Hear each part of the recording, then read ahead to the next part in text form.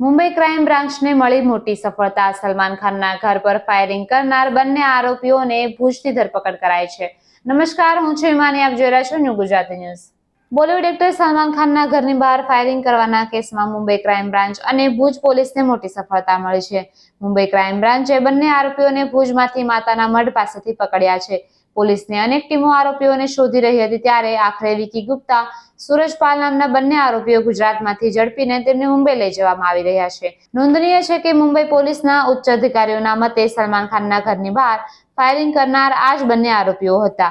આરોપીઓ સીસીટીવીમાં બાઇક પર હેલ્મેટ પહેરી દેખાયા હતા। બંને ઘટનાને અંજામ આપવા માટે જૂની બાઇક રાયગઢથી ખરીદી હતી।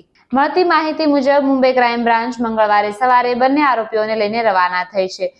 મહારાષ્ટ્રના બાંદ્રામાં અભિનેતા સલમાન ખાનના ઘરની બહાર ફાયરિંગ કરનાર બે મોટરસાયકલ સવાર આરોપીઓ નવી મુંબઈના પનવેલ વિસ્તારમાં લગભગ 1 મહિનાથી ભાડાના મકાનમાં રહેતા હતા।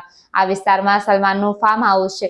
દિવસ દરમિયાન પોલીસે ઘટના સંદર્ભે નવી મુંબઈના 3 લોકોની પૂછપરછ કરી હતી, જેમાં ઘરના માલિક, ગુનામાં ઉપયોગમાં લેવાયેલા ટુ વ્હીલરના અગાઉના માલિક, વેચાણની સુવિધા આપનાર એજન્ટ અને તપાસના ભાગરૂપે અન્ય ઘણા લોકો સામેલ હતા। હવે પોલીસ બંને આરોપીઓને ગુજરાતમાંથી ધરપકડ કરી છે, ત્યારે આરોપીઓએ ઘટનાને અંજામ આપવા માટે પહેલા રાયગઢથી જૂની બાઇક ખરીદી હતી। તે બાઇક લઈ તેઓ મુંબઈ આવ્યા અને ફાયરિંગની ઘટનાને અંજામ આપ્યો હતો। બાઇક ખરીદી અને વેચાણને લઈ પોલીસ લોકોની પૂછપરછ કરી રહી છે, ત્યારે રવિવારે આ ઘટના બન્યા બાદ લોરેન્સના ભાઈ અનમોલ બિશ્નોઈએ આ હુમલાને લઈને ફેસબુક પર એક પોસ્ટ કરી હતી। તેણે જણાવ્યું હતું કે આ હુમલાની જવાબદારી હું લઉં છું અને આ છેલ્લી ચેતવણી પણ કહેવાય છે।